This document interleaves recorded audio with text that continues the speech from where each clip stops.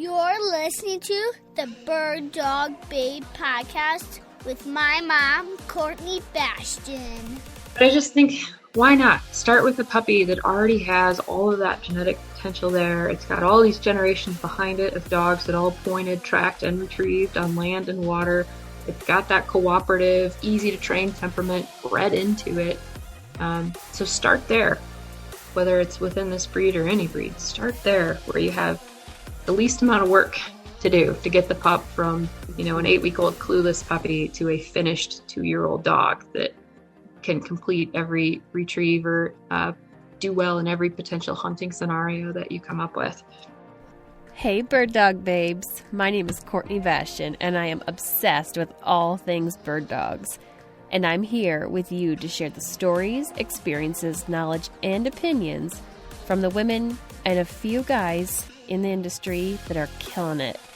I'm a Wisconsin girl living in a Montana world. I'm momming 2 incredible kiddos, wife and occasional assistant to a pro gun dog trainer, traveling the U.S. talking about canine nutrition while hunting, breeding, and competing with my German wire hair pointers and Bronco Italianos. As someone who started hunting later in life because I wanted to give my dogs the opportunity to do what they were bred to do, I'm here to help inspire, educate, and connect women to get their bird dogs out in the field and experience a bond like no other.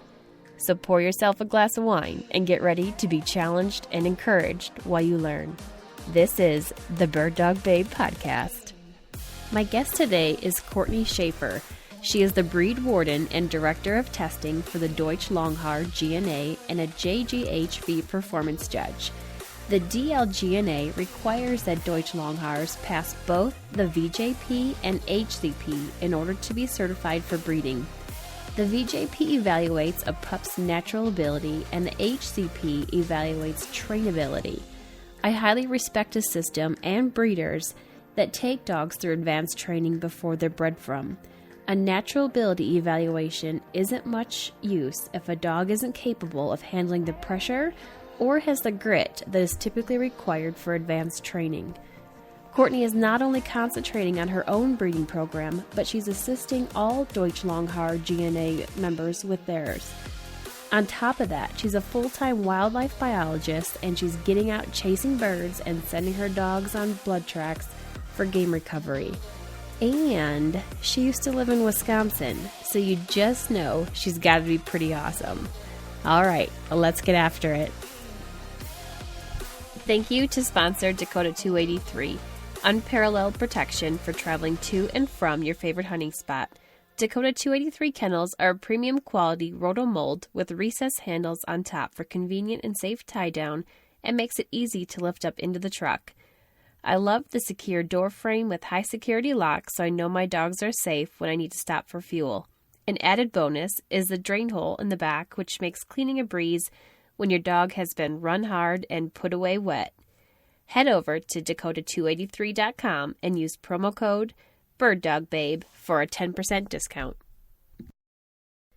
Thanks to sponsor Excel Shooting Sports, elite dealer of Caesar Guarini, Fab Arm, and Siren shotguns. Siren is the world's only full line of shotguns created for the female competitor, hunter, and shotgun enthusiast. Excel is one of only 4 demo centers west of the Mississippi. They give you the opportunity to actually try out a gun before you walk out the door with it. As an elite dealer for Caesar Guarini, Excel offers their customers unlimited pit stops of free service and tune-ups on all shotguns. A great way to have your gun in top condition for the upcoming hunting or target season. In addition, they're offering an exclusive deal to all of the Bird Dog Babe listeners for a free gun slip with each purchase, a $90 value. All right, welcome to the podcast, Cortney. How you doing? Very well, thank you. Well, this is such a treat to be able to talk with you today about the very cool and alluring breed that I find Deutsch Langhaars to be. But first, let's dig in a little bit about your story and how you got started in hunting. Well, I think that's a great question because all of us have a little bit of a different origin story, and it certainly does impact our gun dog selections when we're adults.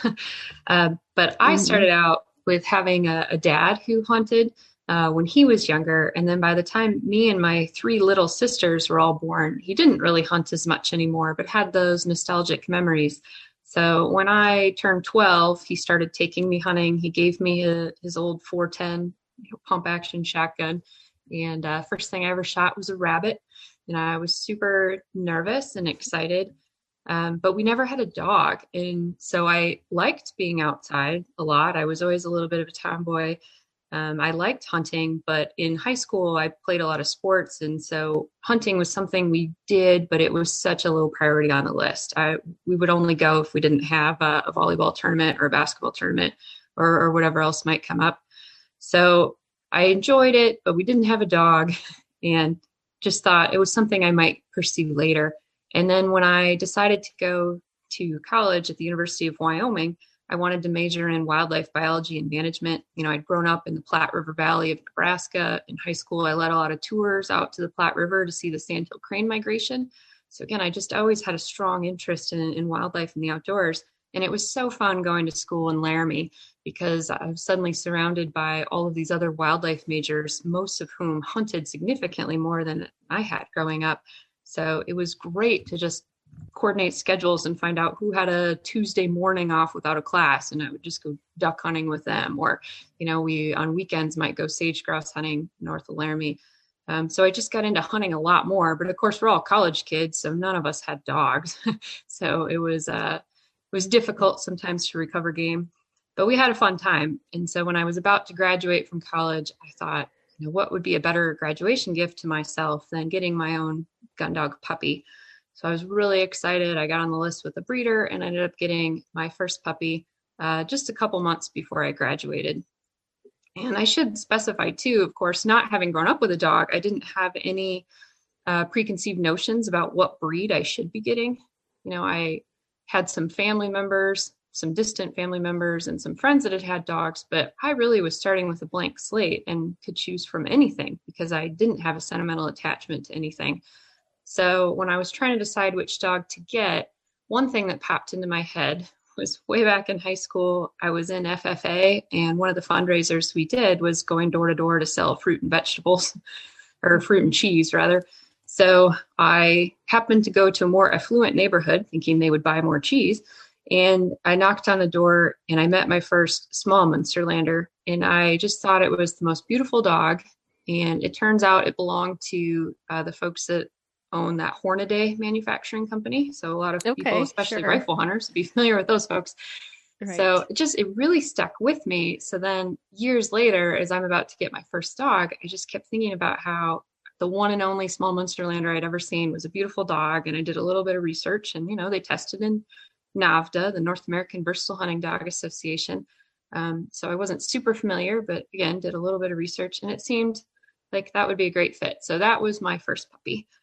And then shortly after that, graduated from college. My husband and I moved down to Arizona, where he'd gotten his first teaching job, and we joined the local NAVDA chapter, well, 2 of them actually, and went to work trying to train our pup because the breeder had asked us to run a natural ability test. And I'm usually a pretty good little follower, so wanted to do as she requested.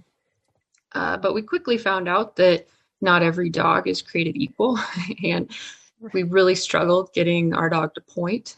We really struggled with getting him to swim in the water. He would do it, but only for like a live pigeon. He wouldn't go in the water at all for a dummy.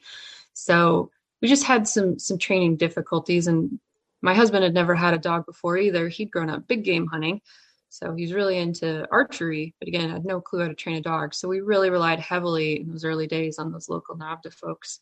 And we tested that dog twice, got prize 3s both time because of the water issues, but he was just a struggle. And we tried taking him hunting, and he would just whine constantly in the blind. So all the ducks would flare. We just had a lot of temperament issues with him too, because he was so hyper. And, we enjoyed hunting. We wanted to try something different. So when we went back to the drawing board and we moved to Wisconsin, so I could go to graduate school at the University of Wisconsin at Stevens Point.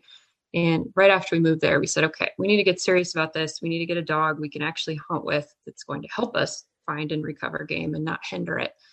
So we gave away the Münsterländer and, began our search for another gun dog. And again, this is our experience. I'm not saying that all of them were bad, but after that particular experience, we thought we really needed some higher standards. And so we restricted our search to just the 3 German bred dogs at the time that were available. There are a few more breed clubs now, but at the time there were just Deutsch Strathhaars, Deutsch Kurzhaars, and Deutsch Langhaars. And we really wanted to have a pup from parents that had been tested. We wanted all the natural ability to be there. We didn't have to worry about pointing. We didn't want to have to worry about whether the dog would swim. We didn't want to have to worry about if the dog would be too hyper to sit in a duck blind. So I realize now that there are obviously breeders outside of the German system that do a great job of this, but remember, we're still novices at this point. We were using the internet to do research, but this is still 15 years ago. So there just wasn't as much info available. So we restricted it to those 3 breeds. We like to duck hunt. So we kind of threw out the DKs at the time, just thinking it might be a little cold for them in Wisconsin. So then we were looking at Drahthaars and Langhaars, and I still liked the look of that Münsterländer. I liked the long tail and the long coat. I just didn't like that particular dog. So anyways, we contacted a few Langhaar breeders, and one had a litter coming up, and we thought, great, a really pretty dog, but would have more of the performance and the temperament qualities that we were looking for. So December of 2005, we picked up our first Deutsch Langhaar puppy. And you've sunk in deep ever since. It's crazy. You never know what moments are going to define the rest of your life, but certainly picking up that one puppy has changed everything about our lives for the last 15 years and presumably for the next decades. That's amazing. But I like what you said with the small Münsterländer experience. And you're right. You getting it from different breeders, even though, same breed, but there's so much variation when you're getting a breed from a non-testing system or a non-testing breeder, to ensure that you're going to have those qualities. And that's such a common thing.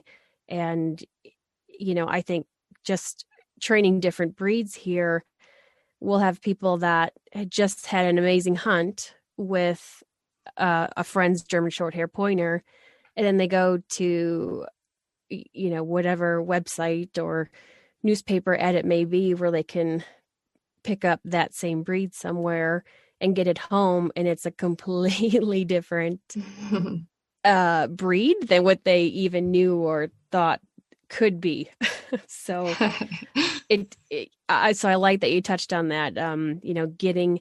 Getting a puppy from, if that's what you want to do, you want to hunt, get a puppy from a breeder that hunts and tests. And I think the general public just has this perception of they only test their dogs because they want the awards and the titles or they're competitive, and there's so much more to it. So I appreciate you touching on that aspect of it.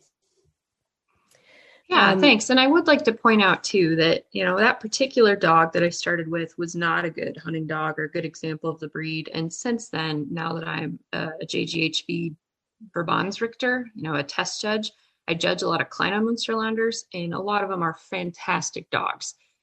So again, I don't mean to say that breed was bad, but you know how it is. I had a bad experience with that one dog. I was nervous to touch anything similar to it. So for us, it made a lot of sense to go a different direction and switch from a breeder who did test her dogs, but didn't necessarily follow, set breeding guidelines where not all of her dogs passed the same level of testing. Certainly this pup had come out of parents that had only run an NA test. So very different than going to the German system where every single dog in the pedigree has completed at least 2 hunting tests and a number of other health and performance evaluations. So in the versatile breeds, there's so few that actually have tails. What? So give me some of the reasoning, and this is just, curiosity just sparked here. What's some of the reasoning of the tails on the Langhaars? Well, Deutsch Langhaar is considered to be one of the stronger, if not the strongest, watered breeds in Germany. And so I feel like anytime you have a dog that really spends a lot of time in the water, a long tail is really valuable. I mean, we've all heard about how labs are supposed to have the thick otter tail. It's supposed to serve as a rudder. So I think it's the same for Longhairs, where again, that's really valuable to have a dog that can easily maneuver through the water to complete a retrieve. But the other reason I really like the tail, and I haven't read this anywhere specifically, but as I'm watching dogs work, when I'm watching a dog work in the uplands, I really feel like the long tail just makes the dog's movement look more balanced and graceful. I mean, it just seems to even out the dog. So again, I've had 3 Draghars too. I've had some crop tail dogs or dock tail dogs. And I like them. I think they're beautiful in their own way. Again, there's just nothing like seeing the movement of a dog with that tail. It just changes your perspective of how they're moving through the field. And then in our breed too, it is really nice when the dog goes on point. It's just so obvious to see the tail. Oftentimes, our dogs are more traditionally German, so the 9 o'clock tail, where the tail is just flat out, is pretty common. But we do have some dogs that point at more like a 10 or even 11 o'clock tail.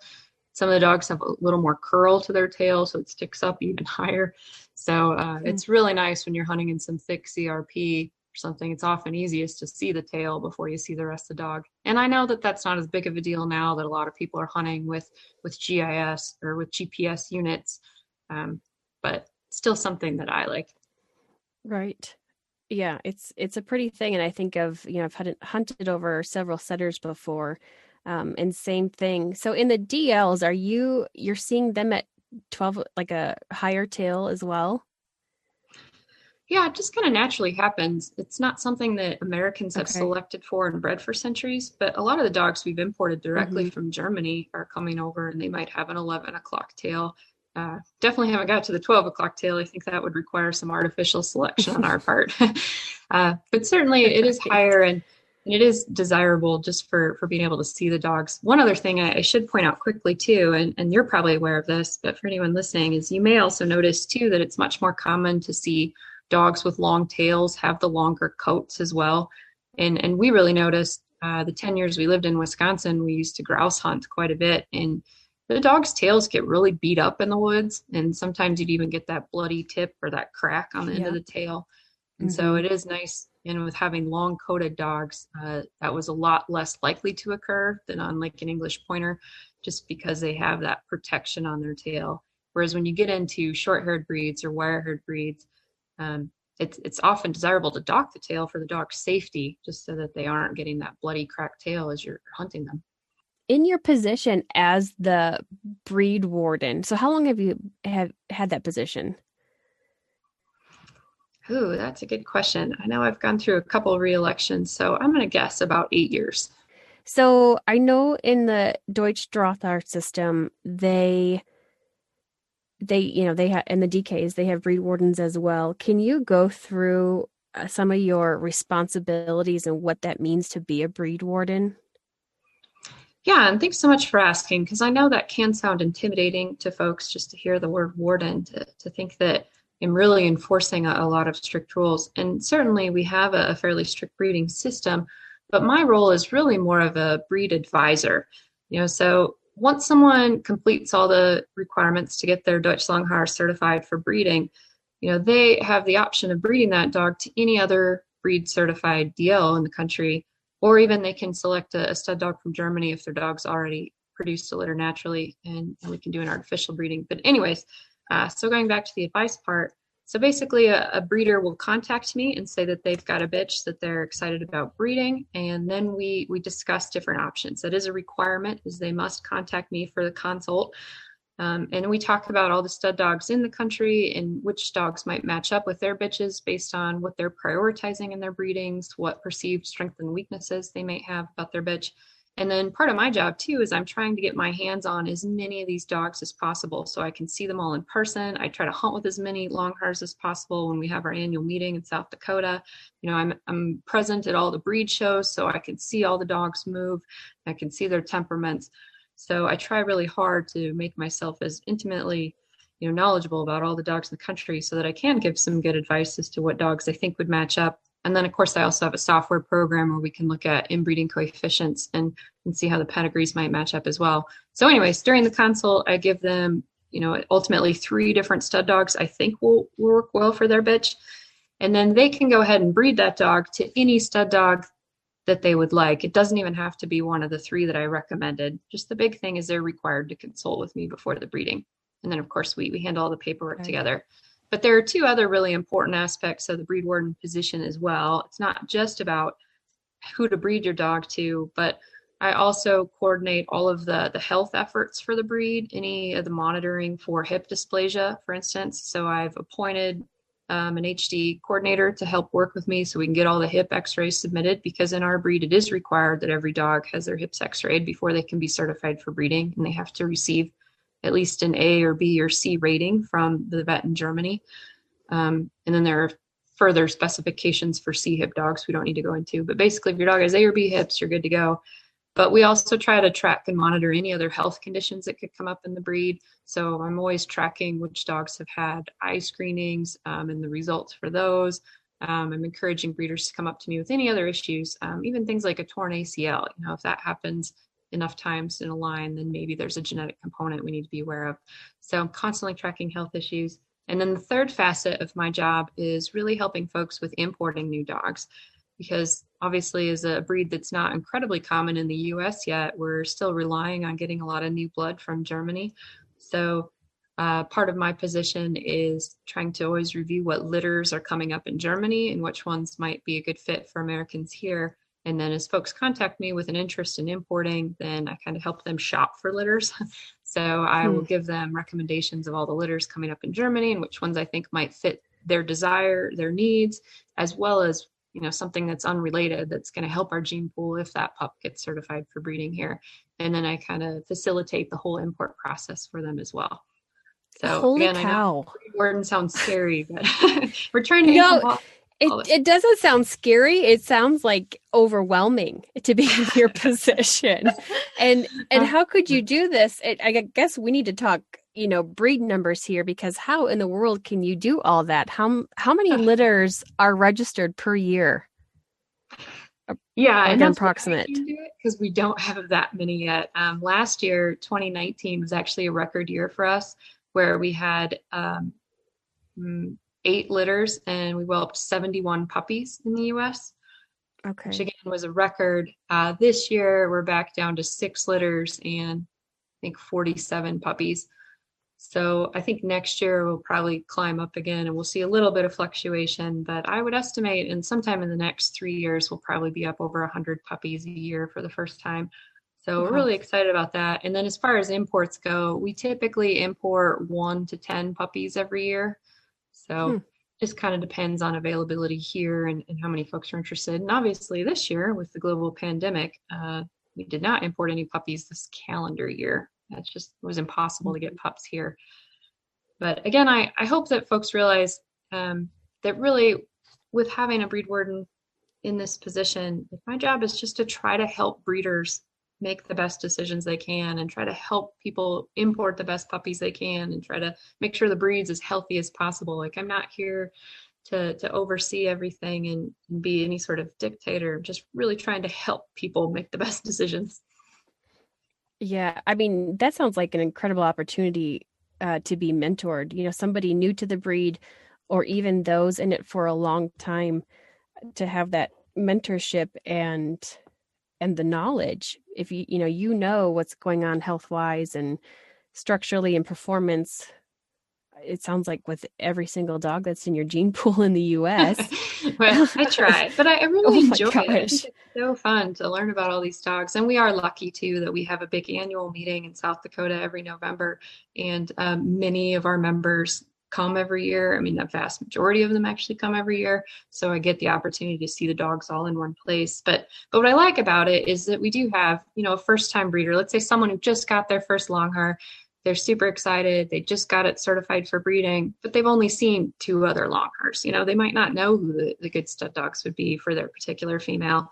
They might not know a lot about breeding in general. So I think it's really nice that we can help everybody out and make sure that those A litters, those first-time breeders, are producing just a high-quality pup as somebody on their Z litter.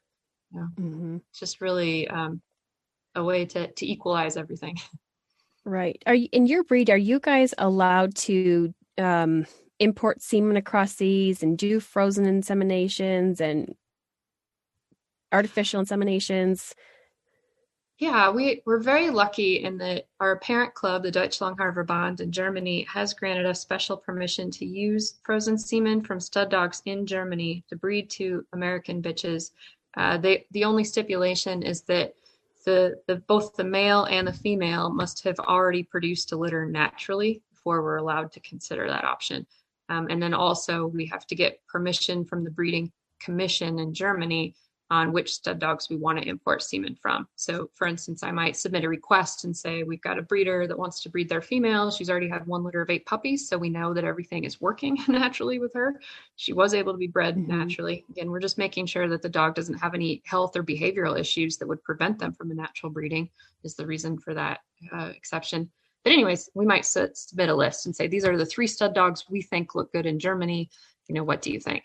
And then the breeding commission in Germany might come back and say, well, actually, the one dog that you are looking at has produced some, let's just say, health issues here. Maybe he's had multiple pups with missing teeth. So we wouldn't recommend him. But the other 2 look good, go ahead. So again, it's so nice because we have all this help of just everyone being so open and transparent with information because we all have the same goal of having the best dogs possible. So that's one thing I really love about our breed and the German system is that everybody is working together. There's no one breeder that's trying to produce a superior line and keeping secrets from anybody else or someone else trying to hide any health issues or temperament issues in their lines. We're all sharing everything so that we can all move forward. How many litters are registered over there per year? Do you know? I don't know the litter numbers off the top of my head, but what I could tell you is it's usually around 500 puppies born per year. And if, let's say, the average litter is about 7 pups, so that's about 70 litters per year. Okay. So it's quite a bit more than you guys have going here.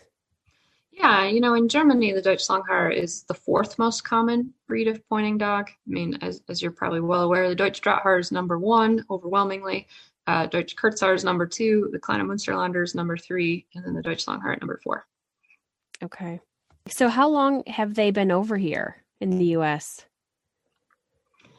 There have been a few that have come over since the 60s and 70s, but it was really just one person here or there bringing over dogs.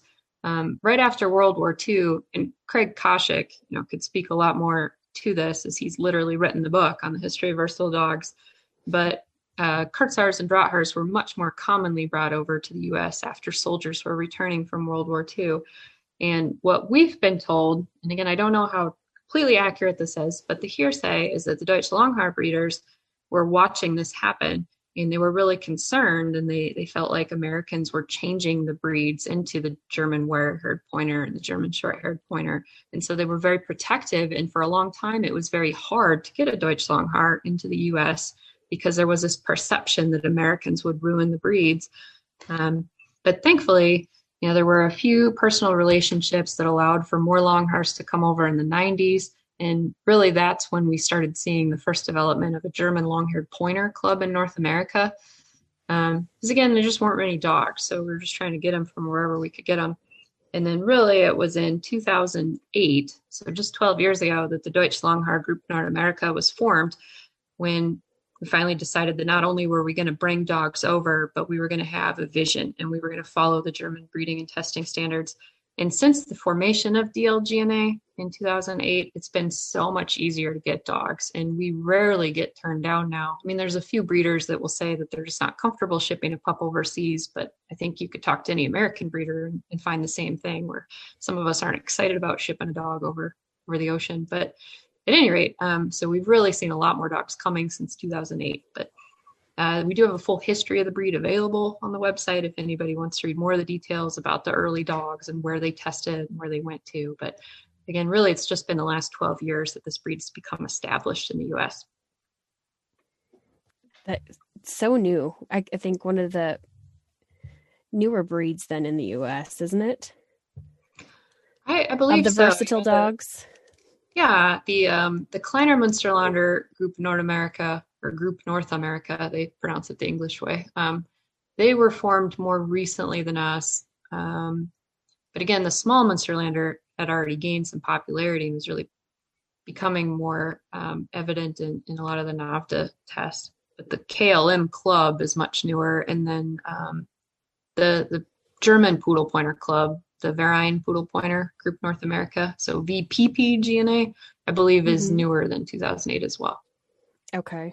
German breed clubs are becoming more popular.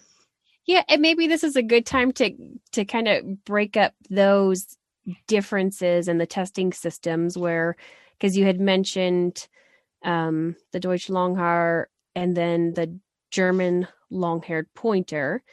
And with those, is it only 3 different German testing system or 3 different breeds for the German testing system? It's the Deutsch Kurzhaar and then Deutsch Drahthaar, and then so the Kurzhaar are in America, German short hair pointer, and then the Drahthaar is German wire hair pointer. So, and you can probably go into the systems better than me. We've had dogs in both systems and tested both for the German wire hair pointer and the Drahthaar, but they, knowing the difference is the testing systems.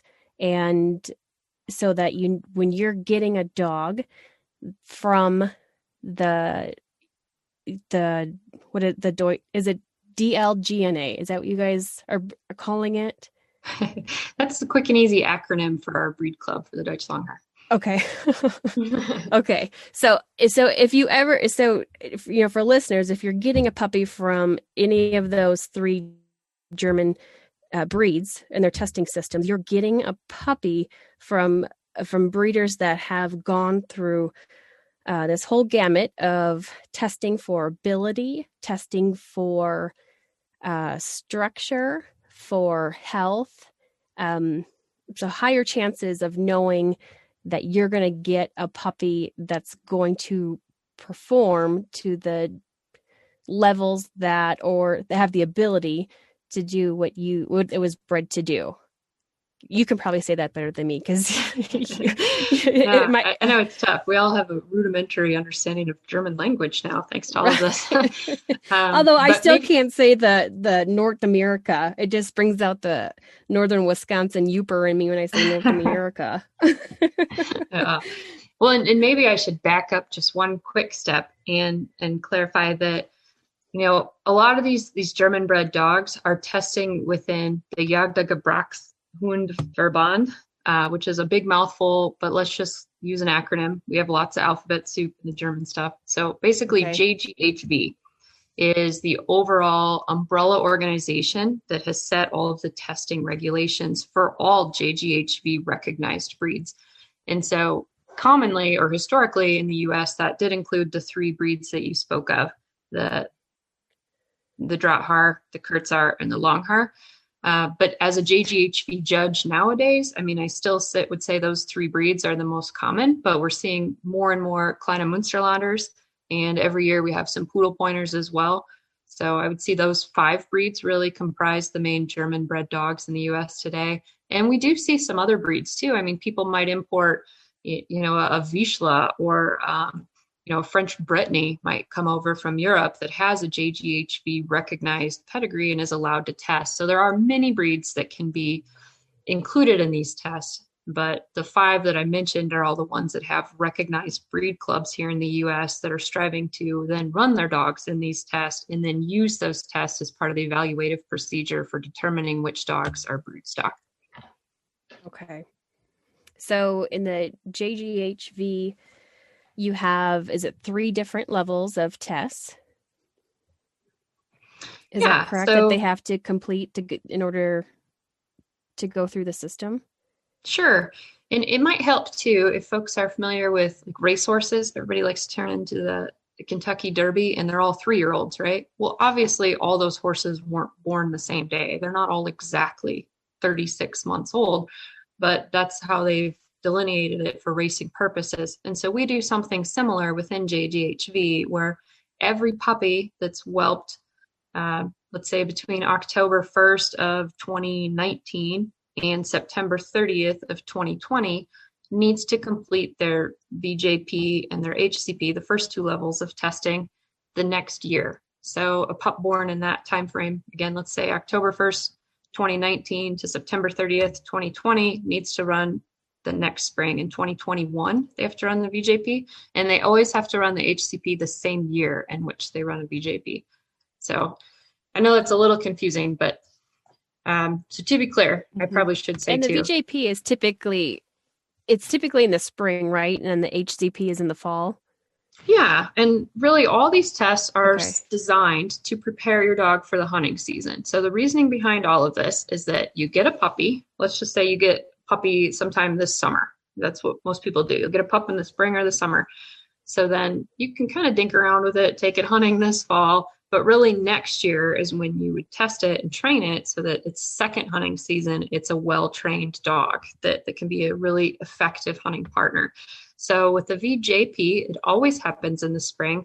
And I'm just going to use the acronym because no one's going to remember the German. So again, we'll just call it the VJP, which is just, it means the German or natural ability test. So it's the spring puppy test. And in the VJP, the dog is just required to search a field, to point some birds, and then they also need to show that they're capable of tracking live wild game.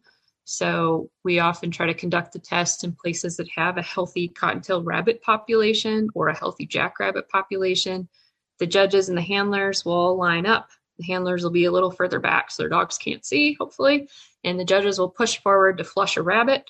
As soon as a rabbit flushes, the judges mark, mentally just where the rabbit started from. They try to watch the rabbit so they know where the track went, and then they'll call up the next dog who has not seen the rabbit, and then they point out the hot spot where they first saw the rabbit, and the dog is then asked to track it. So really, it's just the two components. The dog is pointing and tracking at this level of testing, and what we're looking for here is that the dog has plenty of natural ability, that it instinctively points and that it instinctively tracks.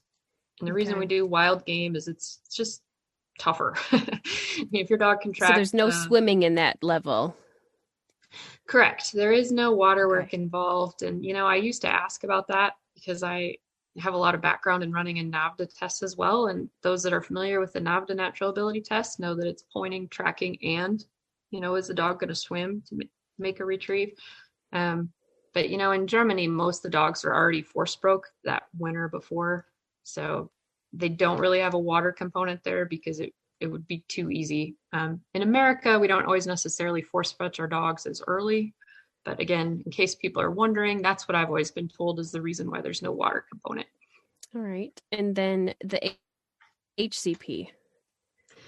Right. So ideally, you got your pup this summer, next spring, you run it through VJP, and then you spend all next summer finishing the dog's retrieving training. Whether or not you've started force fetch or not, hopefully you get through it, and then you introduce the dog to the water and to blind retrieves. So then next fall, you would run it through the HCP, which the acronym stands for the German words that translate roughly to fall breed test. So really what we're looking for here is a dog that can be a reliable retriever, so it's ready for hunting season. But then also it's kind of the mark of what it would be considered a breeding quality dog, is one that can pass both the VJP and the HCP before they turn 2 years of age. And what the HCP is looking for is a dog that will search the field and point birds again, and then they're asked to point the birds until the hunter is within gun range. So you should be able to get a shot over that dog. We're not necessarily asking they be steady to wing and shot, but again, just steady enough so that average hunter can get up there and fire a shot. And then we have 2 land retrieves. There's a 200-meter feathered game drag, which is typically a duck, but could also be a pheasant. And then there's a 300-meter furred game retrieve.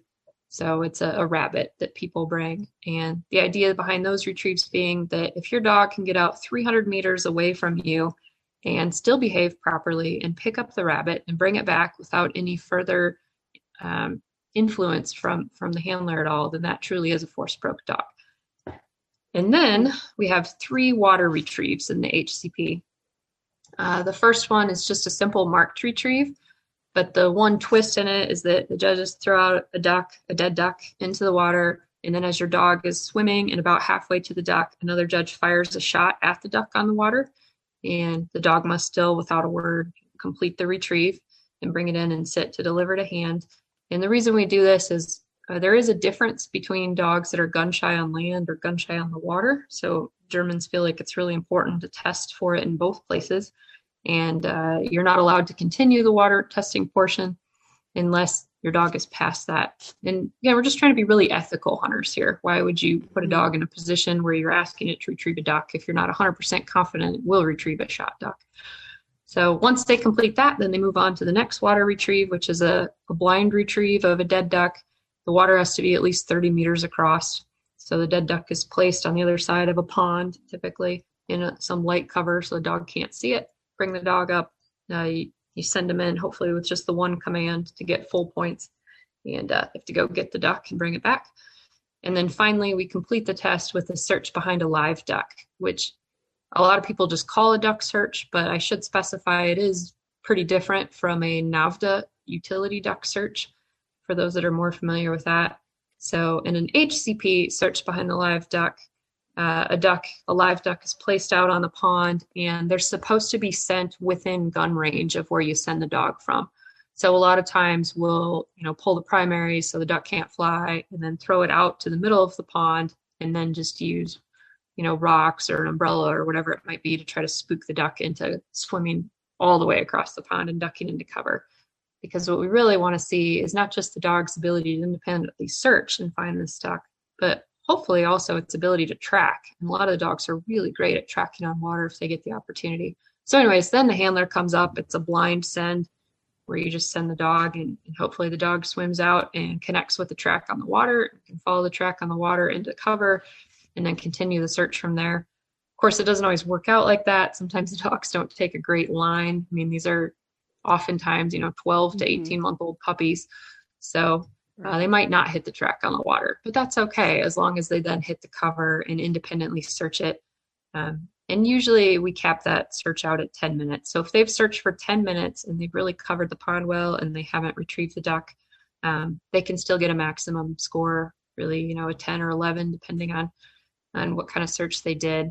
If they do find the duck, they are required to retrieve it and sit nicely to complete it as well. So, sorry, that's a long... So they have to... No, it's good. So they have to make a clean presentation then when they retrieve at that level?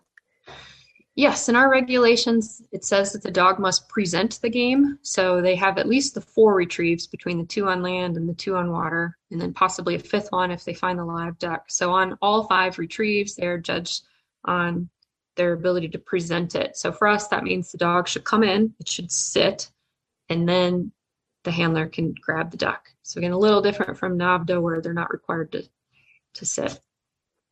Okay. In your breed, what is the percentage of passing rate from the HCP? Sure, that's a great question. And we really encourage testing as many dogs as possible. So at the HCP level, we usually get about 33% of the pups that were whelped the previous year testing. So we get about a third of our dogs to enter it, which I think is really good. And then as far as how many of them pass it, right now our 12-year average since DL GNA was founded is 79% of the dogs are passing the HCP. Wow. So about 8 out of 10 dogs is going to get through it. Yeah, and it's really a testament, again, to the breeding of the dogs. And then hopefully some of the educational efforts we've made too on trying to instruct folks on how to force fetch their dogs properly and get through it. Because really the HCP it's pointing work, and then it's 5 retrieves. So dog has to be force broke pretty much in order to get through the test. Okay. What about in the VJP? What is your pass rate for that at the puppy level? Sure. So the VJP, we're again just asking the dogs to track and point. And these are really young dogs. So we usually have about 55% of the puppies are testing in it. So about half, or I guess maybe it's 53%, sorry, over the last 12 years. So just over half the pups that are whelped in North America every year will run a VJP the next year. And then it's 100% pass rate, which I know it's not a difficult test to pass, but I mean, if you look at other breeds, and I don't know about you, but I can't help but look at like the NAVDA results every month when we get the magazine. I mean, there's always a dog that fails for not wanting to point or something. And so I do think that's something that we can brag about in our breed is there has never been a Deutsch Langhaar in North American history to fail a natural ability test, either through JGHV or NAVDA, or even the Versatile Hunting Dog Federation. So any natural ability test in any testing system, the Deutsch Langhaar has never failed for not pointing. They all point. And it's such a pleasure to never have to worry about whether your dog's going to point. And then, of course, it makes steadiness training that much easier when they have such a strong pointing instinct to begin with.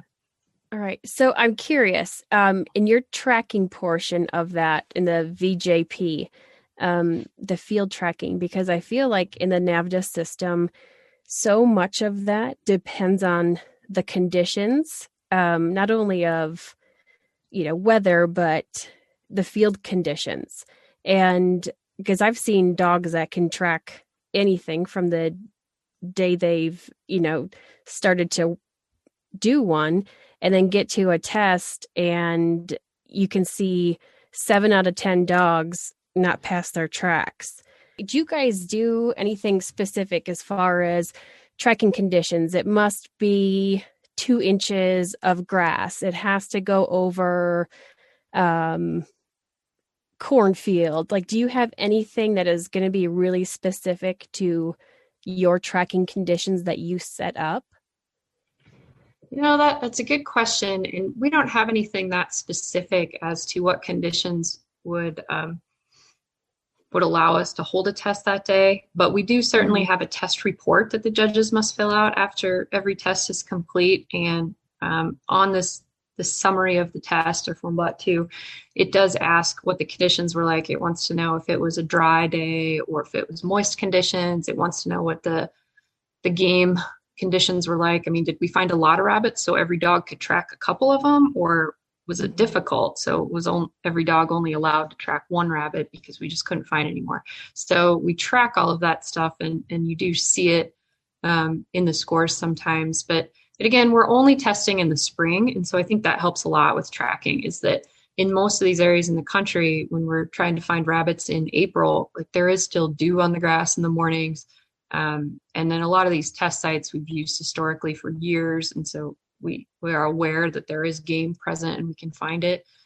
This last year was a bit of a nightmare with COVID-19 impacting a lot of our testing, where all the VJPs in the country got canceled for a period of about 2 months there. And then we had to come back, and, we honestly believe that a dog shouldn't be bred unless it's gotten through these 2 levels of testing. And so, we had to find a way to still run this test. So we were running tracking tests this summer in June and July and August, which we've never done before. We've always been required before to complete all VJPs by May 1st.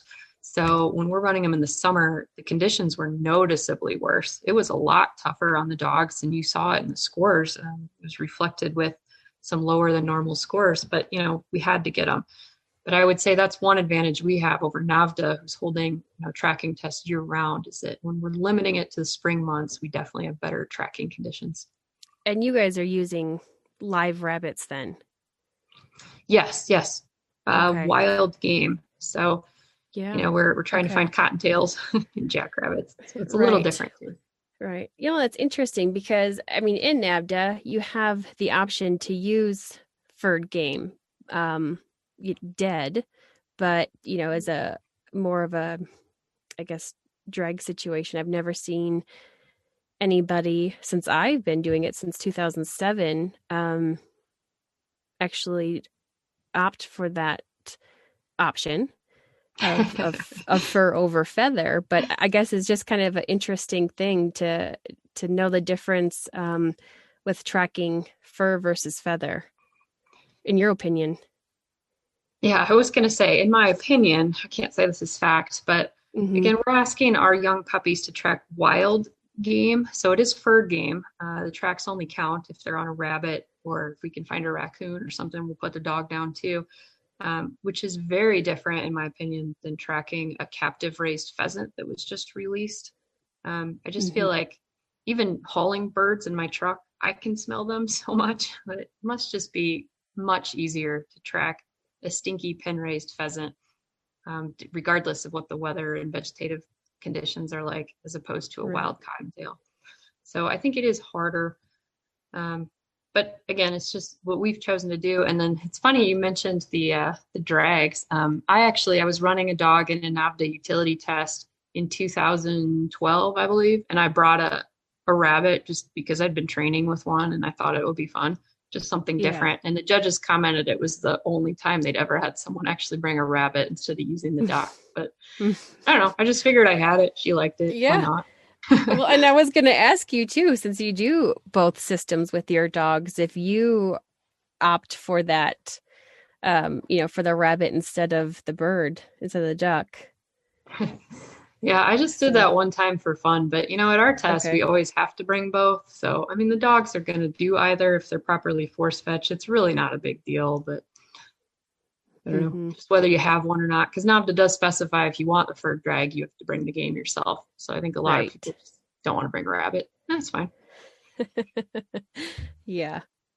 Do you guys have, if you receive a certain score in HCP, then you qualify for, what's the next thing?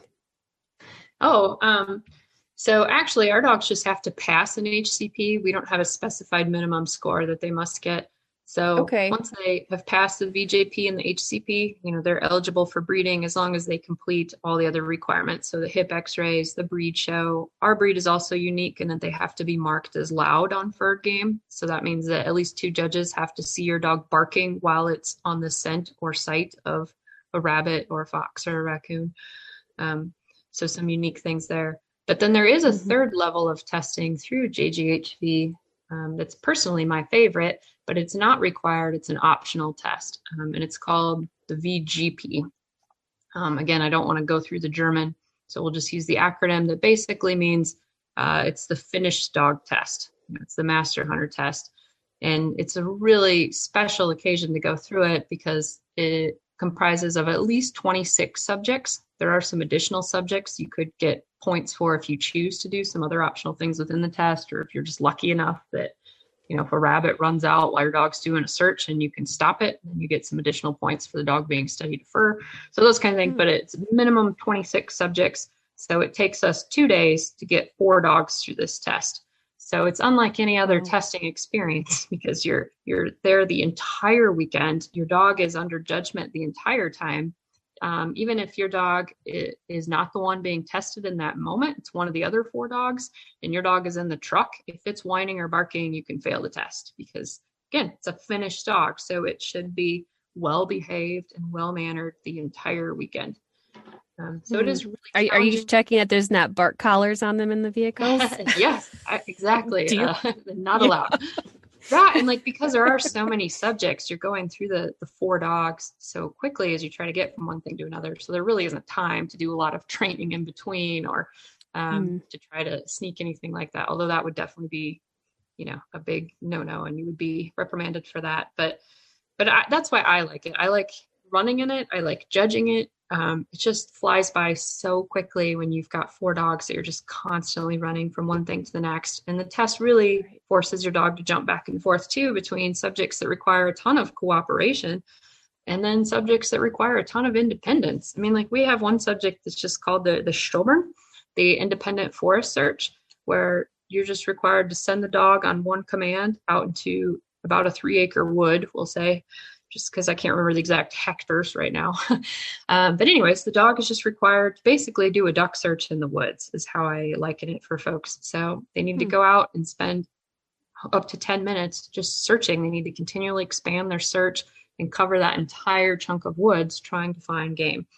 So you might have them do that. And then the very next subject might be the Buscheren, which is the dense cover search. And this is supposed to mimic kind of grouse hunting, where then you're walking in thick woods with your dog and the dog is required to stay under the gun or very close to it.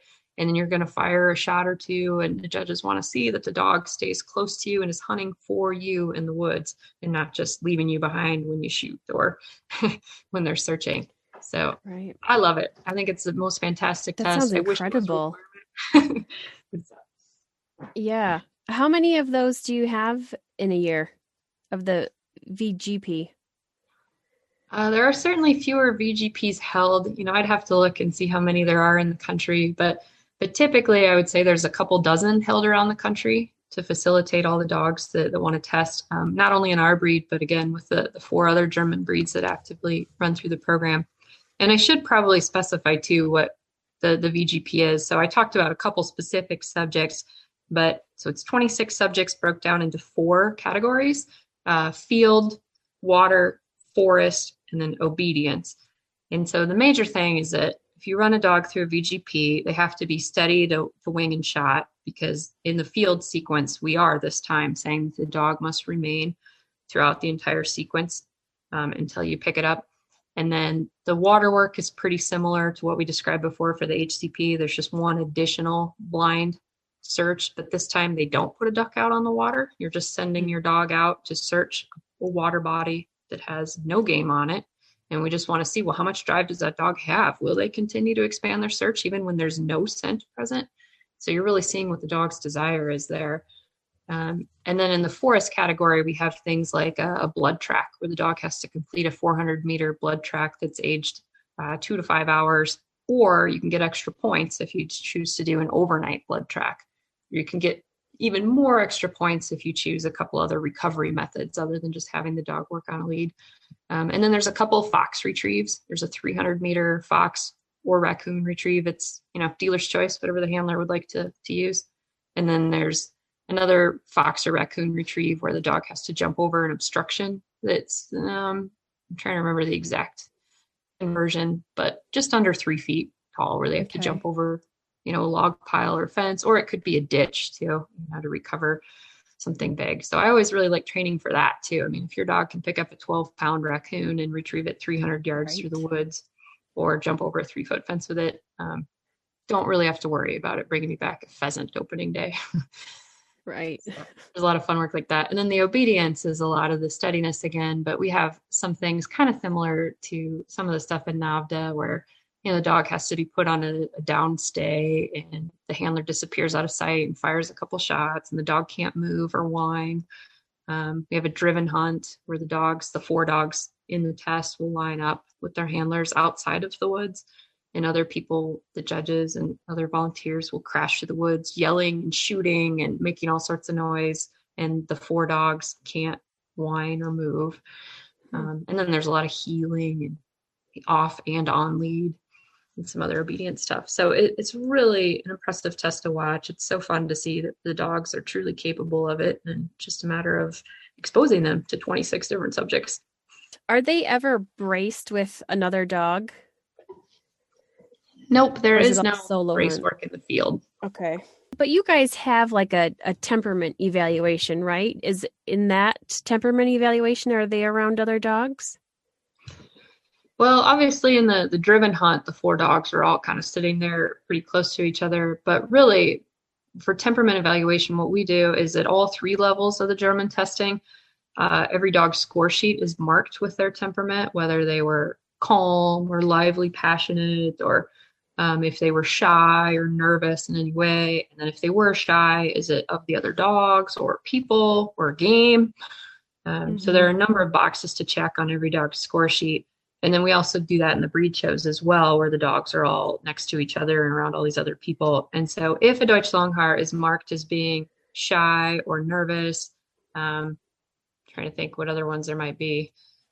Basically, if they have any sort of temperament issue at all with people or dogs or game, they're automatically disqualified from breeding, even if they pass the test or even if they pass the VGP the next weekend. But if they had an issue at the HCP, they're out. So I wouldn't say we're looking for reasons to kick dogs out for temperament issues, but it's always noted. And I guess it's another thing that makes me feel good about the breed and the system is that it's always recorded and it's an automatic disqualification. But it makes me curious, how is the breed with other dogs? If they're not, when they're going through the testing system and they're not actually in a position to be braced with another dog, how are they living with each other? Generally, Deutsch Langhaars are really easygoing dogs that get along really well with other dogs. I know specifically in our breeding program, I won't breed to a stud dog that I don't think gets along well with other males. So with that being said, it's a hunting dog breed. So occasionally there are a dog or 2 every year that pop up that maybe don't get along with other males. I guess I can think of 1 female that didn't really get along with other females. Those are pretty rare. But for the most part, they get along really well with everybody. But I don't want to send people away thinking that these are like golden retrievers, that they absolutely are super friendly and get along awesome with everything. They all, 6 of them all lay in a dog bed together and mine do. Yeah. And I think you see that in a lot of households, but it is different than when you're out hunting. Can the dog get along with all the other dogs you're hunting with? And generally the answer is absolutely yes. And again, at a test, if your dog even growls at another dog across the parking lot, the dog is marked as aggressive and, you can't breed it. So we're really looking out for it. Unfortunately, it's impossible to eliminate entirely, I think, in all these high drive gun dogs, but it's pretty rare, I would say, to have dogs that have issues getting along with other dogs. And whenever that does happen, it's usually males don't like other males. They're great with females. And you don't want to throw out the baby with the bathwater. And we do have a rare breed, but at the same time, we're really built on this idea of being honest and transparent, and everything is recorded, and everything recorded is there for perpetuity. I mean, we have records going back 100 years on dogs. So if they get marked with any sort of temperament, they're out. Oh, hey, speaking of bird dogs, I want to take a quick second to share an opportunity for you to help the AKC Canine Health Foundation, which is the largest nonprofit funder of health research focused solely on dogs. If you're one of my Patreon patrons, a portion of your $5 per month goes to the AKC Canine Health Foundation. I've partnered with them to fundraise for 3 initiatives: hemangiosarcoma, epilepsy, and tick-borne disease. I'll be mailing out one of their calendars to each person that donates. So head over to www.akcchf.org/birddogbabe to designate a dollar amount and which initiative you would like to support. I'll throw in a cool Bird Dog Babe sticker in the mailing as well. Come on, Bird Dog Babe community, let's help this amazing foundation get closer to answers on these issues that are affecting our bird dogs. I'd like to talk a little bit more about the characteristics of your breed. Questions like, what color do they come in? Is it one solid cover? Do you have 2 different colors? What do you have? What's allowed and not allowed? Sure. Thanks for asking. So basically, in the Deutsch Langhaar breed, they have to have a mostly brown head.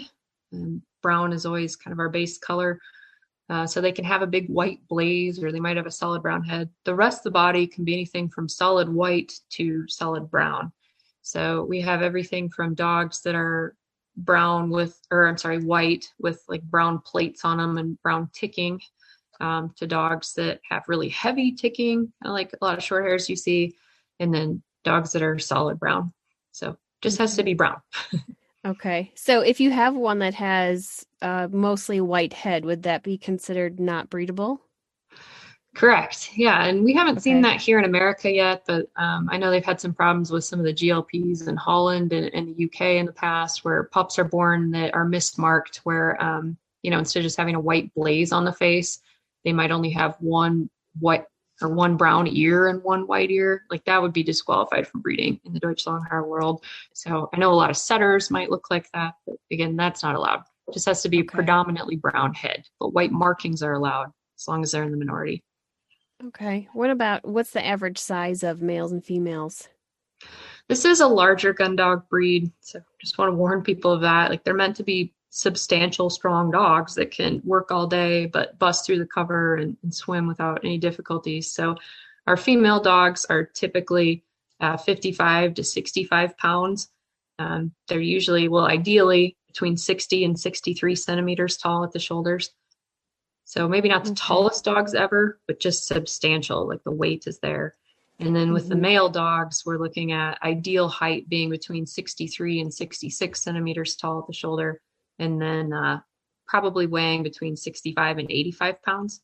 Some of them can be quite large. Okay.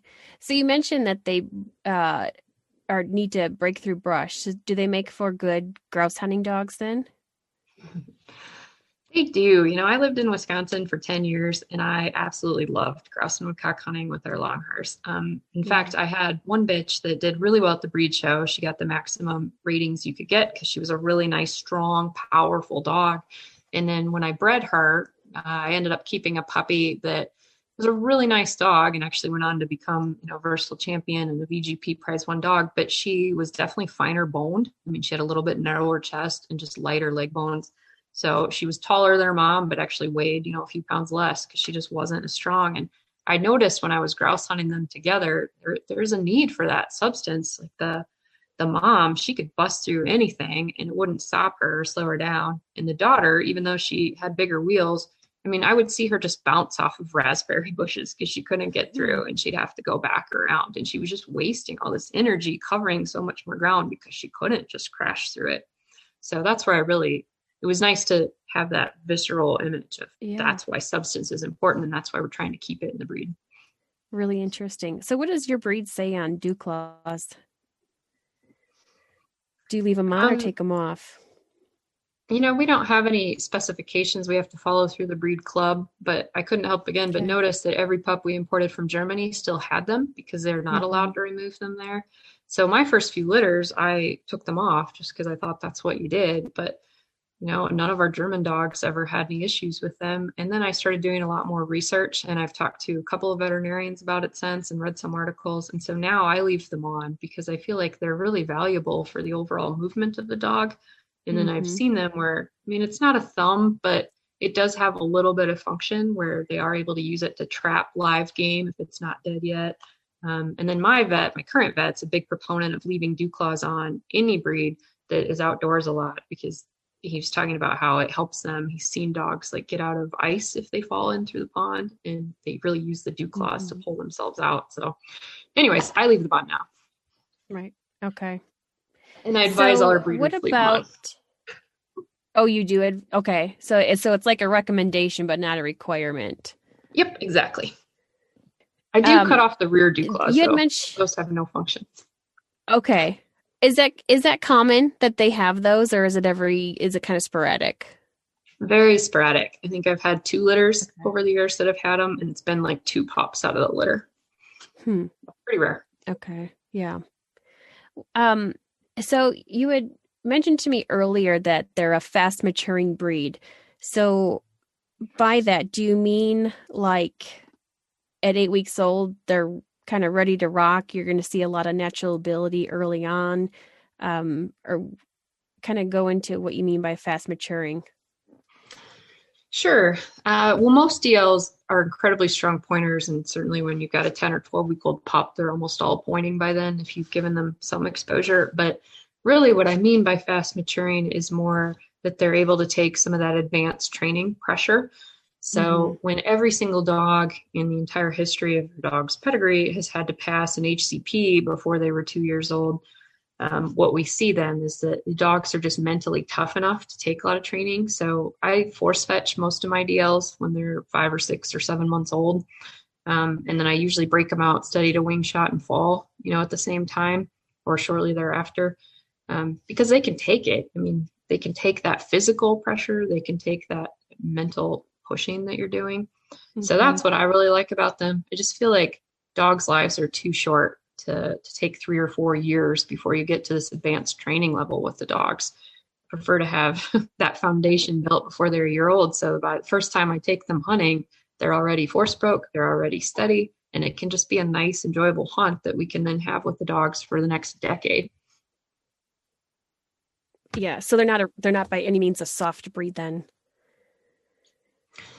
No, not generally. I mean, I think some Langhaar people would say that they're soft compared to their dogs, but I think compared to a lot of the NAFTA bred breeds or, things like the short hair or the small Munsterlanders or the Griffons or Poodle Pointers, if you're comparing to the vast majority of American dogs, I would say they're more on the tougher end of the spectrum.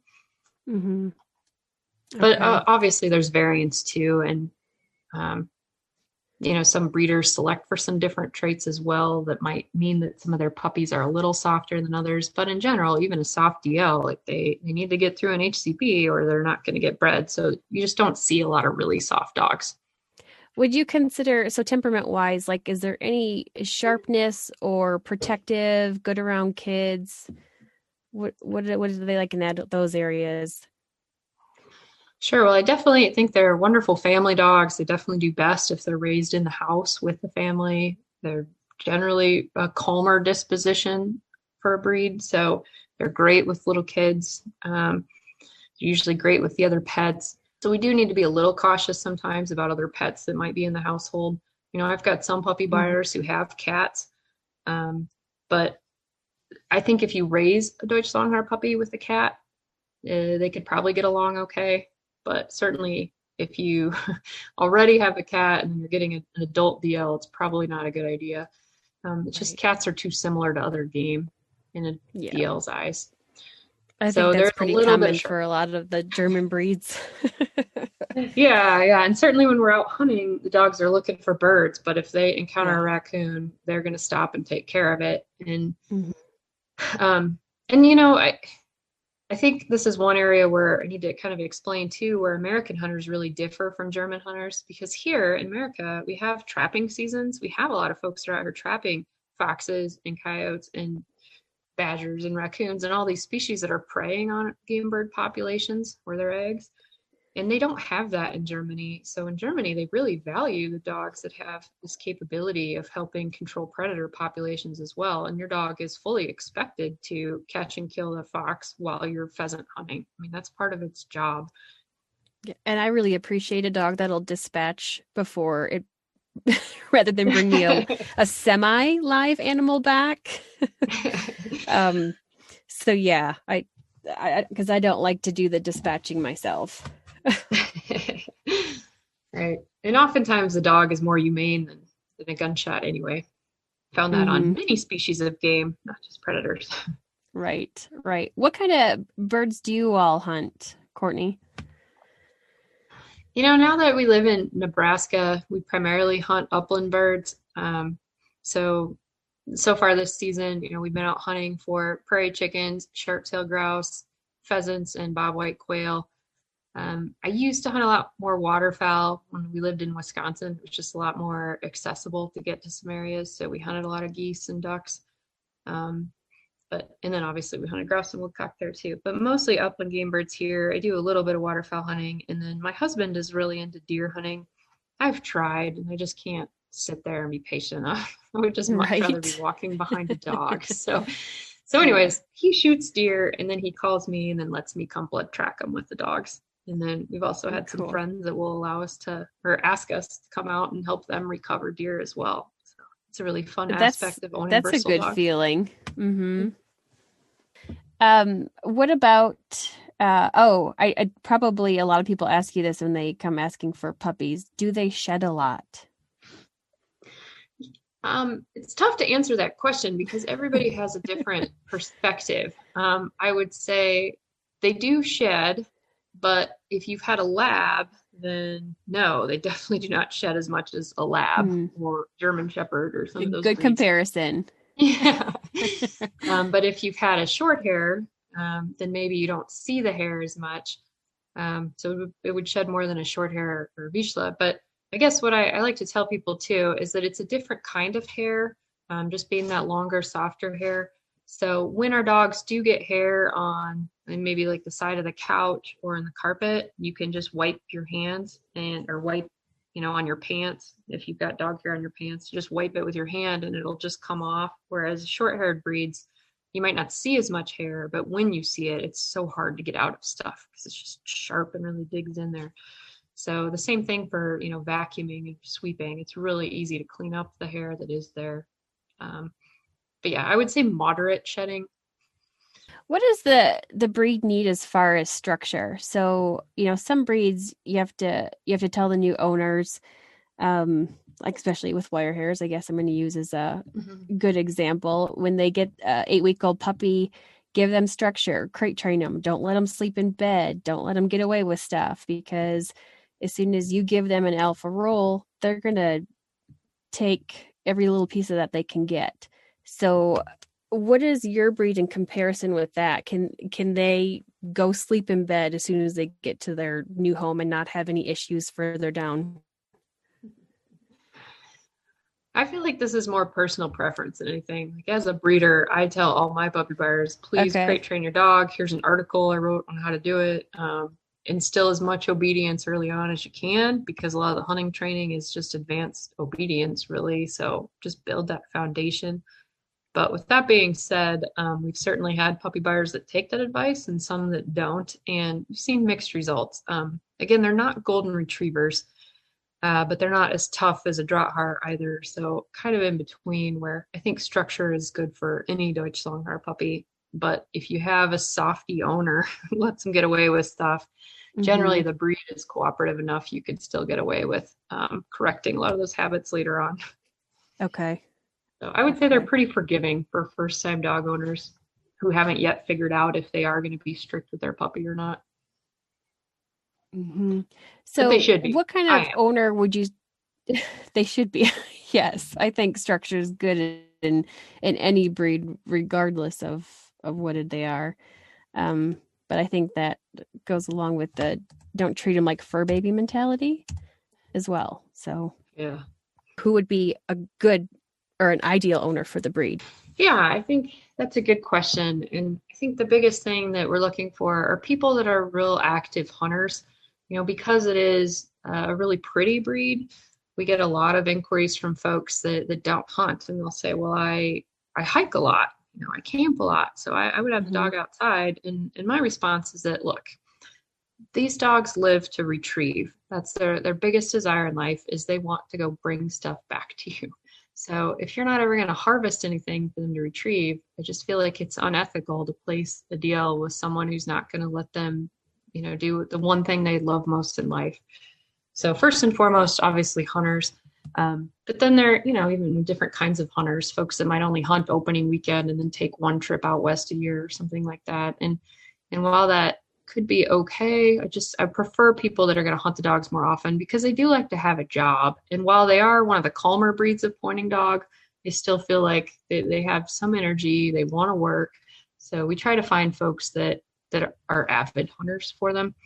And then, people talk about the species they hunt. And I have some puppies that live in homes where they only pheasant hunt. And I have other puppies that live with people on the East Coast that are only able to do preserve hunts. Or we have some pups that live out west and even get to help on mountain lion hunts with the owner's hounds. So really a wide variety. But again, I think they like retrieving above all. So we try to place them with small game hunters, but we get an increasing number of people that are looking for dogs for tracking big game that they'd like to recover as well. And then we also just want to put them in homes where they get to live in the house. I mean, these are really cooperative dogs. So I think it really hurts them if they're out in the kennel. They just can't form that bond as much as they want to. But if we can find a home where they get to live in the house, they get to hunt a lot, and they get to hunt different species even, that's fantastic. The other big thing that we ask is we really want folks that are going to test the dogs. I mean, we talked a lot about testing earlier, and it's important because, as you know, I mean, you're a breeder. When you breed two dogs, those two parents are not just the bookends with all the puppies, being somewhere in the middle of the parents. I mean, you're breeding two entire family trees together every time you breed two dogs. So some of the pups are going to be very unlike either parent. They might be much more like a grandparent or even an aunt or an uncle. And so we really don't know what we're going to get with these breedings. So it's so important to not just test the one dog that you're thinking of breeding, but to test as many pups from the litter as possible so that we know moving forward, what we might get from future breedings. So we're really encouraging everybody to test as many pups, especially through the VJP, the natural ability test, so that we have an idea if there is a trend in the litter where maybe one pup got a great tracking score, but if the rest of them really didn't, is that the dog we should be breeding if most of the litter is not great in that one area? So we really encourage testing. And I know that's tough for folks. Everybody's super busy, but it's one day out of next spring. So it's something that we continue to ask for. And then, of course, we want to monitor health as well. We don't tend to have as many health issues in this breed as a lot of other breeds, but since it is a larger breed, it is, of course, susceptible to hip dysplasia.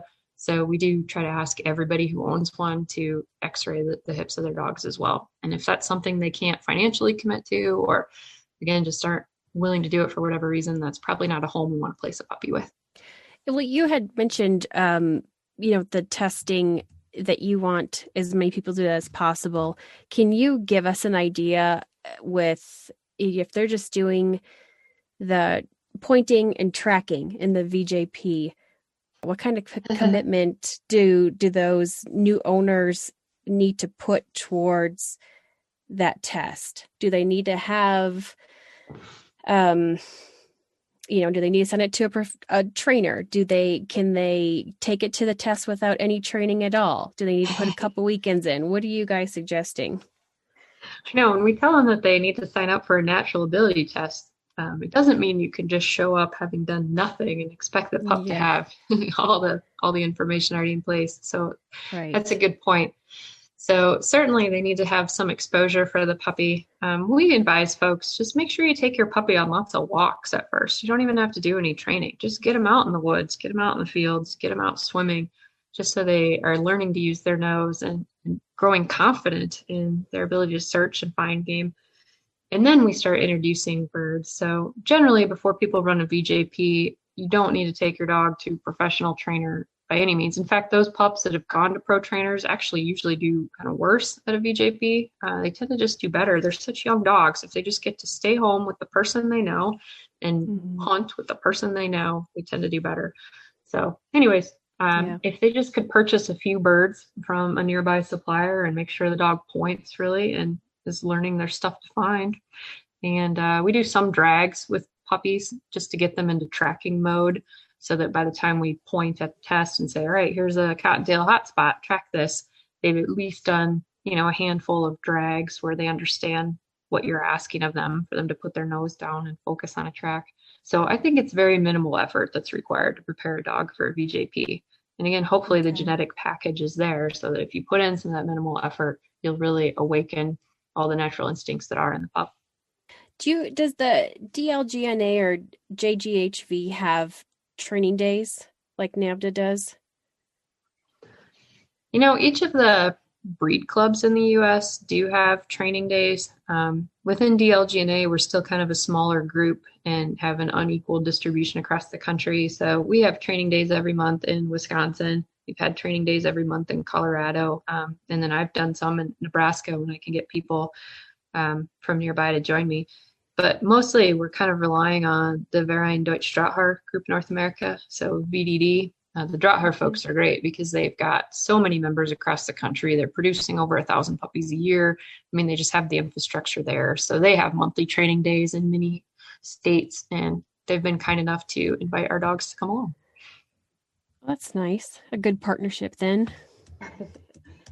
Yeah, it is nice because, again, even though they're different breeds, we're all using the same testing system through JGHV, and we can all help each other. I mean, I am a judge, and I'm the only DL judge right now, but I probably judge more Langhaars than most Langhaar judges every year because I go to a lot of tests. So, I mean, there's value in helping out the other breeds because you can get judges back from them or test locations or whatever it may be. Mm-hmm. Are there a lot of women JGHV judges? That's funny that you asked because I was judging an HCP in Missouri in September, I think it was, and we had all 3 judges were women, and we stood there for a second and thought, I wonder if this is the first time we've had an all-female judging team in America. Right. But we've not been able to find the answer to that. So I would say that it's not uncommon to see women judging or handling dogs, but I don't know what the percentage is. I would love to find that out as well.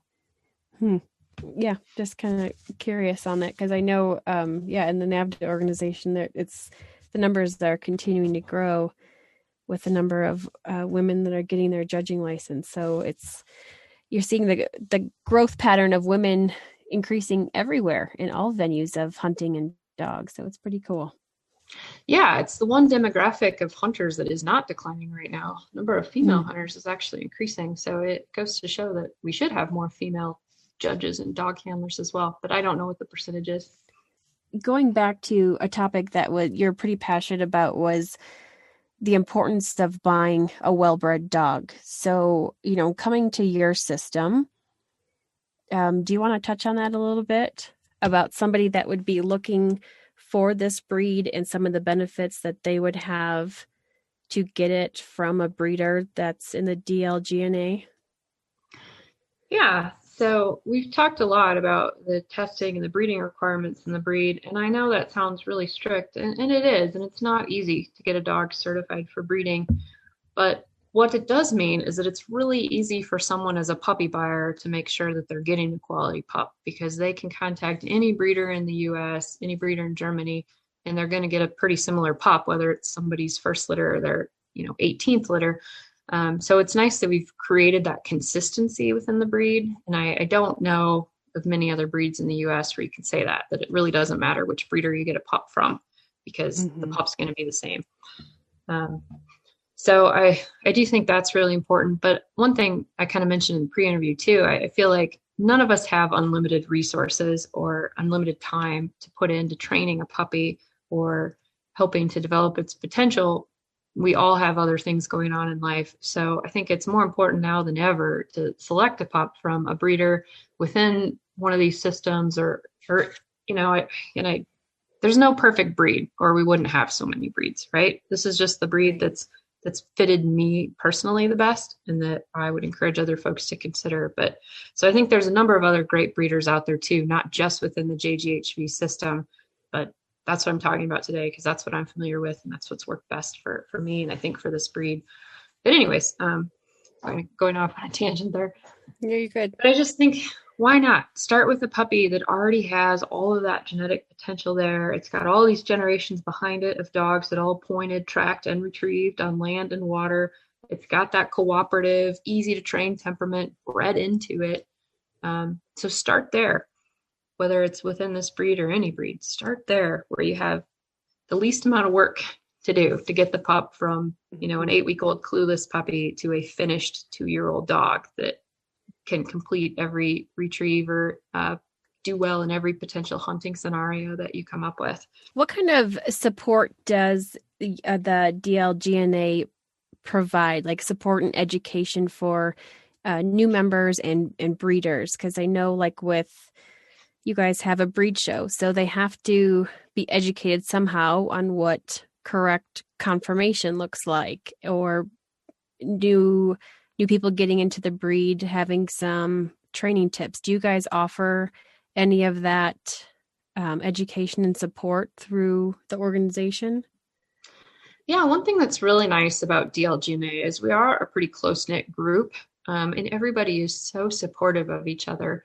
So we've tried to really have a bigger presence on social media, and that's really helped the last few years with reaching out to new puppy buyers and making sure that they are aware of all the regulations, because that's a lot of it, right? It's just understanding, okay, wait, what test do I need to sign up for when? What else do I need to do to get my dog certified? So we're just keeping in touch with folks, and we're constantly posting reminders about what they should be working on this time of year. Or we send out a lot of club emails that go to the entire membership that might just be a reminder of, hey, everybody should really be getting the hips x-rayed right now, or make sure you're signing up for a VJP if you haven't already, because they fill up quickly. So we send out a lot of that type of stuff. We have a bi-monthly newsletter that goes out that's got a ton of great information in it. And then, of course, we're just always available. We try to spend a lot of time, or again, in my position as breed warden, anytime I think of something I should be doing for my puppy buyers or a reminder I should give them, I usually then send that on to all the other breeders in the club too, and just say, hey, I just remembered I need to tell my puppy buyers this. You should probably reach out to your puppy buyers too. So again, just not telling them they have to do anything, but I just really like how open we've been with sharing information amongst the club. And then we do have training days. People are so welcoming and happy to talk about their prior training experiences. And then just getting together that one time a year. I mean, it's so hard. Our club's spread out across the whole country, but every year, this year being an exception because of course we had to cancel our big event due to COVID, but normally we get together the first weekend in November every year in South Dakota, and we have our annual business meeting so folks can see the inner workings of what's going on, what we're planning behind the scenes. And then we have a big fundraising auction so that we can raise money to keep paying for flying judges everywhere and having tests. But then we also just hunt for several days. So you just get to know people and get to just be friends. And then it's much easier when you have a relationship with somebody to then reach out with a question about how to train your dog or what to do with breeding your dog.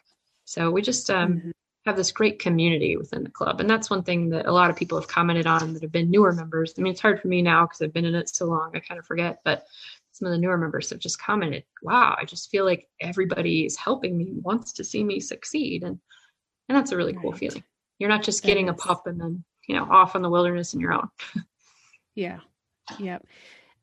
You had mentioned earlier about a lot of the litters are born in the spring and summer. So when people are kind of listening and maybe planning when to get one, and it makes sense because I guess if there's litters born in the fall, they're going to be pretty young for that first puppy test, won't they? So do you guys have litters later in the year?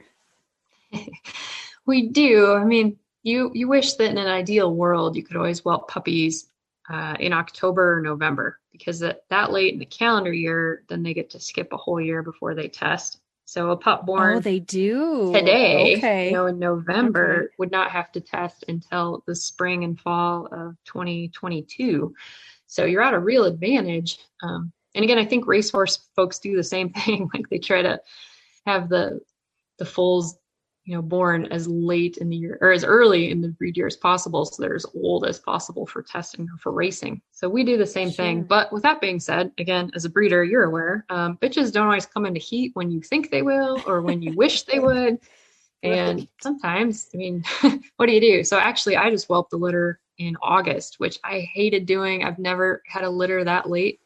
So they have to test next year. So they're going to be they do 7 or 8 months old in the spring because they were born before October 1st. So they gotta run next year. Right. They're going to be really young. They're going to be 13 months old by the time they're running their HCP. So they all need to be force broke and, ready to complete that test by 13 months or 14 months, possibly if they get into a late test. So it's tough, but the bitch came into heat and it was one of those things where do we breed her now or do we wait 8 or 9 more months? And she was an older dog, so just made the decision to do it. Yeah. Right. So there's pups available year round, but certainly the majority of them are probably whelped between January 1st and May 1st. Okay. Anything else you wanted to cover, Cortney? Well, I've probably taken up enough of your time, but I just hope that folks recognize, that they are a really talented breed. I've been really happy with the Deutsch Langhaars. I've had 3 Deutsch Langhaars as well, and just none of them worked out as breeding dogs. We had the one Münsterlander, we had a setter. We've been super involved in NAVDA in the past, and we've done a few federation tests, and now we're really immersed into this JGHV system and just really enjoyed it. I just love how the testing really promotes dogs being ready to go that hunting season. So I just think they're a great breed for anyone to consider that maybe hasn't ever had a dog before, because look, it's all been laid out for you. You don't have to do any thinking. Like, just if you get the dog through these tests, even if you've never trained a dog before in your life, you will have a good hunting dog next year. And that's what I like, is it's basically holding your hand so that anybody can have a really nice, well-trained hunting dog. Yeah. Something that just I thought of is, so in a lot of the small breeds, or I'm sorry, like the more rare breeds, there's like a set price, like at poodle pointers, there's a set price for puppies. In Broncos, it seems that there's the same. Is that similar to your breed? I've had breeders ask me, and I can, again, provide advice, but we don't have anything set in stone. So I would say the average DL puppy in the U.S. is going to cost between $1,000 and $1,800. And then even, personally, I charge $1,800 for a puppy, but I give $500 back as soon as you send me the score sheet for the BJP and then the hip results. So essentially it's a $1,300 puppy if you follow through with your commitments. So I think that's pretty comparable to a lot of the other versatile dog breeds. We're not a breed that's going to ramp the price up just because there aren't a lot of pups whelped here yet. I feel like they should be just as accessible as any other, talented gun dog breed. And, I know even $1,000 might seem like a lot to a lot of folks, but we used to discount our puppies some if we knew the person or other circumstances, but I do not discount anything anymore, because what I've learned is that if people aren't willing to put that money in for the puppy initially, then they're definitely not willing to drive 2 hours or 3 hours, however far, and go buy some birds to train with their puppy. They're not willing to pay a test entry fee. They're not willing to take the dog to the vet when they have a health issue. even like an ear infection, they might not take the dog to the vet because they don't want to spend the money on it. So at this point, I almost think it's safer for our puppies if we charge more. That, and like, we've never made money anyway. It's so expensive just to get the dog certified for breeding. And then you have random stuff come up, like a $4,000 surgery because they got a grass seed in their neck while you were training this summer. So anyways, I kind of laugh whenever people talk about puppy prices. Like, trust me, we're not making money. We're doing our best to try to break even. But again, just spend the money on a well-bred puppy and you'll have less expenses later on. Ugh, amen. Gosh, can we put that up in quotes and bold? My goodness. No, it's so true. So true. All right. Well, Cortney, where can we find out more about the DL GNA and the breed? I think the best place to look is still the website for the club. So the address is www.dl-gna.org. Or you can also just go to Google and put in DL GNA. It should be the first thing that pops up. And the website's really great. It's got a lot of information about the breed and the club that supports the breed, as well as information on upcoming litters. You can also look up test results from the past 12 years, really, and kind of can help you as a puppy buyer if you're looking for more info. And then also we do have a pretty active Facebook page, or Facebook group rather. So again, if you just go to Facebook and in the search box, type in DL GNA, the first thing that should come up is the Deutsch Langhaar Group in North America Facebook group, and anybody can join. You don't have to be a member to join. We've tried to purposely keep it very open so people can ask questions about the breed, or there's a lot of posts where people are just sharing photos and fun hunting stories from their dogs.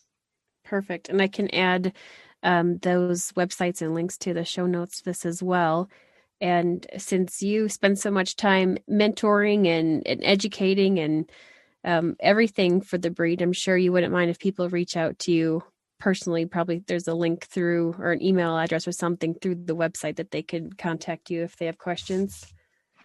Yeah, exactly. If you're on the website, there's an About Us page that lists all the contact information for each of the officers of the club. So my name and contact info is there. You can reach out to anyone else too if you think there's a question that might be more pertinent for a different officer, but always happy to help.